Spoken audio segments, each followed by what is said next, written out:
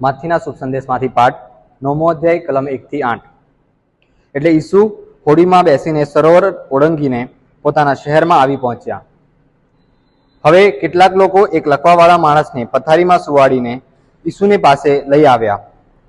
એમની શ્રદ્ધા જોઈને ઈસુએ લકવાવાળાને કહ્યું, બેટા, હિંમત રાખ, તારા પાપ માફ કરવામાં આવે છે। ત્યાં તો કેટલાક શાસ્ત્રીઓ મનમાં ને મનમાં વિચાર કરવા લાગ્યા કે આ માણસ ઈશ્વર નિંદા કરે છે। પણ ઈસુ તેમના વિચાર જાણી જઈને બોલ્યા, તમે શા માટે મનમાં ખોટો વિચાર સેવો છો? શું સહેલું છે? તારા પાપ તને માફ કરવામાં આવે છે એમ કહેવું સહેલું છે કે ઉઠ, ચાલવા માંડ એમ કહેવું સહેલું છે? પરંતુ તમને ખબર પડે કે માનવ પુત્ર પૃથ્વી ઉપર પાપની માફી આપવાનો અધિકાર છે।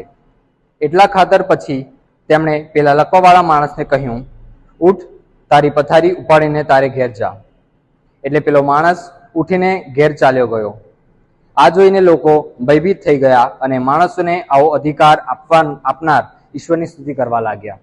આ પ્રભુની વાણી છે। જય ઈસુ વાલા યુવા મિત્રો, આજના આ શુભ સંદેશ માર્થીના શુભ સંદેશમાંથી લેવામાં આવે છે અને પ્રભુ એક લકવાવાળા માણસને શ્રદ્ધા જોઈને તેને સાજો કરે છે। સૌ પ્રથમ વાત કરીએ તો આ શ્રદ્ધા શું છે? બાઇબલ આપણને શ્રદ્ધા વિશે શું કહે છે? તો હિબ્રુઓના પત્રમાં 11મો અધ્યાયની પહેલી કડી આપણને શ્રદ્ધાની વ્યાખ્યા આપે છે। શ્રદ્ધા એટલે જેની આપણે આશા રાખીએ છીએ, તેની ખાતરી અને જેને નજરે જોયું નથી તેનો પુરાવો એટલે શ્રદ્ધા। અને આપણા જીવનમાં આ શ્રદ્ધા કેમ જરૂરી છે એની પણ બાઇબલ આપણને માહિતી આપે છે। હિબ્રુઓનો પત્ર 11મો અધ્યાયની 6ઠ્ઠી કડી એમ કહે છે, શ્રદ્ધા વગર ઈશ્વરને પ્રસન્ન કરવો શક્ય નથી, કારણ જે કોઈ ઈશ્વરની નિકટ જવા ઈચ્છતો હોય તેણે એવી શ્રદ્ધા રાખવી જોઈએ કે ઈશ્વર છે અને તેની ખોજ કરનારને તે બદલો આપે છે।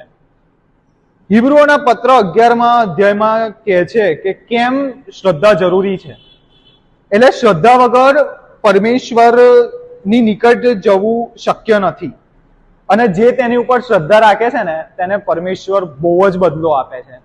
જેમ લકવાવાળા માણસને પ્રભુ પથારીમાંથી ઊભો કરે છે ને ચાલતો કરે છે, એવી જ રીતના એક રક્તસ્રાવ વાળી સ્ત્રી પ્રભુના જબ્બાને અડકે છે અને તે સાજી થાય છે અને પ્રભુ તેને કહે છે કે તારી શ્રદ્ધાએ તને સાજી કરી છે। આપણે પણ પ્રભુ પર શ્રદ્ધા રાખવાની જરૂર છે। Thank you.